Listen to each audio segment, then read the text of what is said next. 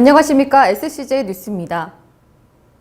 지난 수년간 CBS는 신천지 교회를 반사회 반국가단체라고 보도해왔습니다. 그러나 CBS의 근거 없는 음해성 보도와 관계자들의 비방 활동이 수면 위로 드러나면서 반사회 단체는 오히려 CBS가 아니냐는 비난이 일고 있습니다. CBS는 그들의 신천지 척결운동이 한국교회와 사회를 위한 정의로운 일이라고 선전해왔습니다. 그러나 해당 방송국 관계자들의 발언을 살펴보면 선정적인 비방만 있고 타당한 근거가 없습니다. 아버지가 신천지에 빠졌는데 어머니도 따라 들어가면은 그 집안 재산은 자동으로 신천지로 넘어가는 겁니다. 이혼한 사람들은 부지기수요. 별거도 많고 깨진 가정이 많습니다. 객관적인 증거는 하나도 제시하지 못하고 종교방송이라는 배경과 기자라는 신분을 이용해 대중들이 자신의 거짓말을 받아들이도록 만듭니다. CBS 측의 신뢰성이 떨어지는 것은 당연합니다. 신천지 교회의 실제 상황은 어떨까? 실제로 재산을 바친다? 이런 일이 벌어지면 요즘 교인들이 바보도 아니고 이 교회에 왜 나오겠어요? 근데 그런 가정 문제가 왜 벌어지냐면 CBS의 이상한 보도 때문이거든요. 사람들이 심한 오해를 하게 만드니까. CBS의 신천지 흠집 내기는 이미 심각한 수준입니다.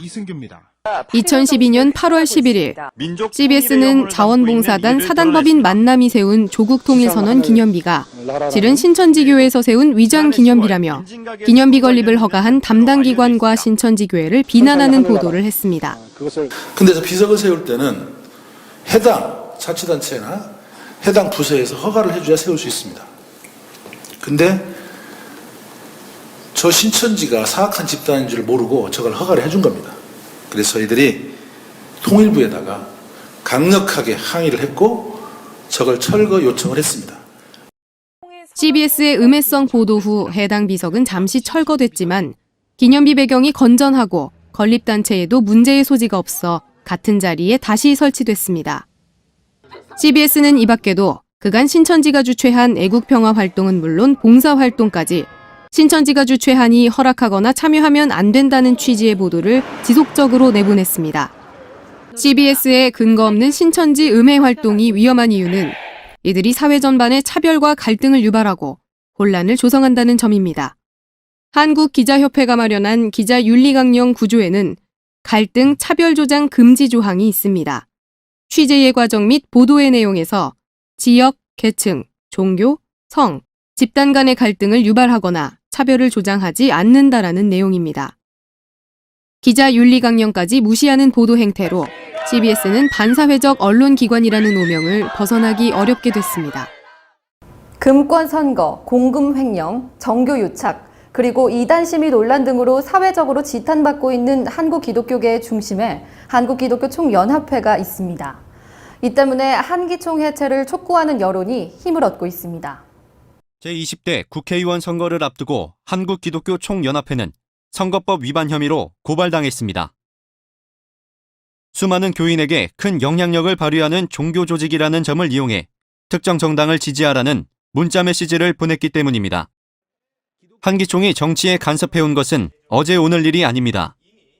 국민의 비난이 쏟아졌던 한일 위안부 합의와 테러 방지법을 적극 찬성하는 성명을 발표하거나 특정 정당 지지 혹은 정치인과 회합을 갖는 등 1989년 출범 이후 한기총은 정교 유착에 꾸준히 매진해왔습니다. 한기총이 세간의 비난을 받는 또 다른 이유는 금권 선거입니다. 총연합회의 회장을 선출하는 선거 때마다 거액의 선거 자금이 투입된다는 것은 이미 공공연한 사실입니다. 회장 선거에서 10억을 쓰면 당선되고 5억을 쓰면 떨어진다는 10당 오락은 한기총이 얼마나 세속화되어 있는지를 단번에 드러냅니다. 오락가락하는 이단 심의 역시 큰 논란거리입니다.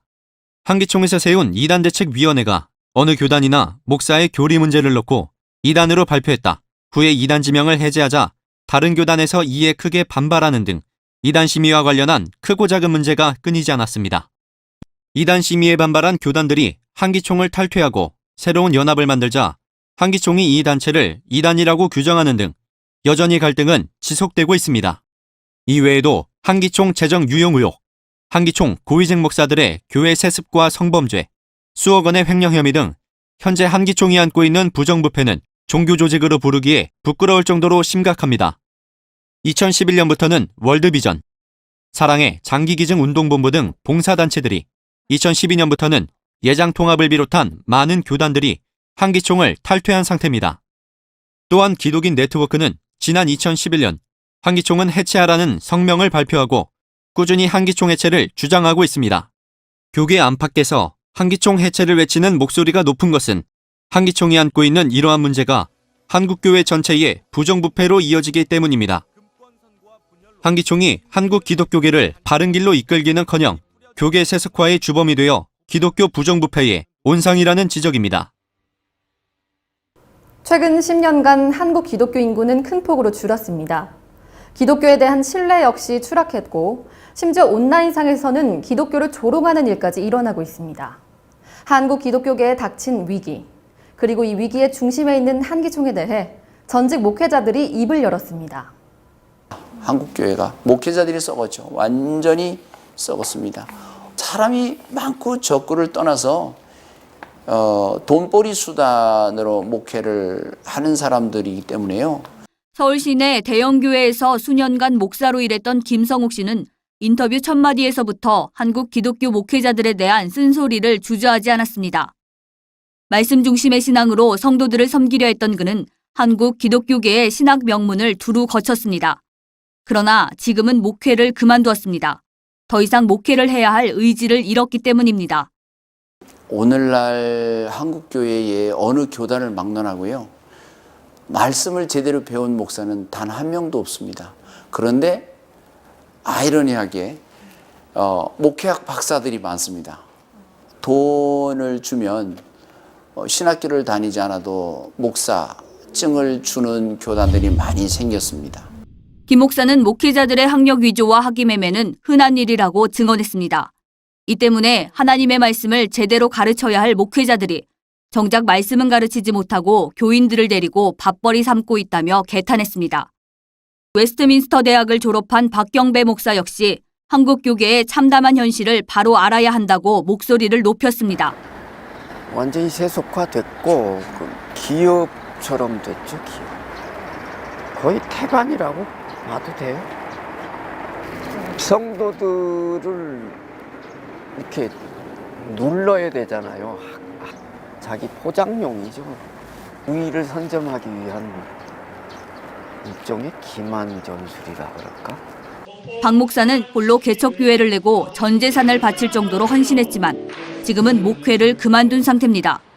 아예 목사로서 자질이 안 되는 사람도 많이 있고, 그리고 그것도 좋다고 또 성도들이 따르니까 예수님이 누려야 할 거를 중간에서 다 누리고 있다고 보면 되죠. 김 목사와 박 목사 모두 한국의 기독교 목회자들의 신학적, 도덕적 수준이 이렇게 나락으로 떨어진 가장 큰 원인을 한국 기독교 총연합회라고 지목했습니다. 한기총에 소속이 돼야지만 교회로서, 목회자로서 행세를 할 수가 있죠. 내가 하나님 앞에서 신앙을 하고 성도들을 구원에 이르게 해야 되는데 조직을 만들어가지고 거대한 조직에 내가 무슨 감투 쓰고 있으니까 돈을 내고 위상을 만드는 거죠. 특히 김성욱 목사는 한기총 때문에 벌어진 한국 교계의 타락과 부패에 대해서 강하게 비판했습니다. 총회장 선거에 당선되기 위해서요. 10억, 20억, 30억 이렇게 쓰는 돈은 사실은 자기 개인 돈이 아니거든요. 네, 교회 재정을 가지고 하는 건데요. 그 성도들이 하나님을 향한 그 믿음 때문에 헌금을 했는데 그 헌금이 목사들 주머니에 들어가서는 이상하게 쓰여진다는 것이죠.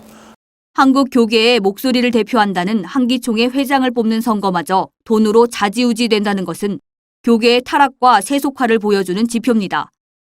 돈에서 시작한 한기총의 부정부패는 정치 권력으로도 이어집니다. 정치권하고 아주 가깝게 밀접하게 손을 잡고 있는 세력들이죠. 청와대 조찬기도회라든가 국회에 들어간 조찬기도회라든가 이런 쪽으로도 일들을 많이 해왔거든요. 한국기독교총연합회는 1989년 설립된 단체입니다. 설립 취지에는 한국교회의 모든 교단을 하나로 모아 정부와 사회에 하나의 목소리를 내기 위해 탄생했다고 적혀 있습니다. 한기총의 설립 목적 자체가 성도의 신앙과 구원을 위해서가 아니라 정치를 위해서였던 겁니다. 성도들을 대변하고 종교계에 있는 교회들을 대변하는 입장이 아니고요. 그 목회자들의 그 풍요로운 삶을 보호하는 집단이라고 보시면 됩니다. 금권 선거와 정권 유착 등 이미 종교단체라고는 볼 수 없는 세속적인 집단이 된 한기총이 왜 아직도 한국 기독교를 대표하는 단체로 남아있을 수 있을까? 목회자들 세계에도 서열이 분명합니다. 근데 그 서열이 정해지는 것은 각 교회의 교인 수, 그다음에 부동산, 재정이 어느 정도 되느냐에 대해서 이런 대형 교회의 목회자들이 이런 비리를 저지를 때에 그 단체에 속해 있는 작은 교회들에서는요, 감히 대형 교회 목사들을 질타를 할 수가 없습니다. 그리고 또 그대로 닮아갑니다. 교회가 서열화되면서 대형 교회들이 교계에 군림하는 형국이 되었고 목회자들의 범죄 행각이 대형 교회에서 작은 교회들에게로 전염병처럼 번져간다는 이야기입니다. 문제가 이렇게 심각한데도 교회와 교단들이 한기총을 탈퇴하지 못하는 이유가 있습니다. 한기총에 소속이 안 돼 있으면 그는 이단 시비에 걸릴 수가 있어요. 그러니까 너도 나도 거기에 가입을 하는 거죠.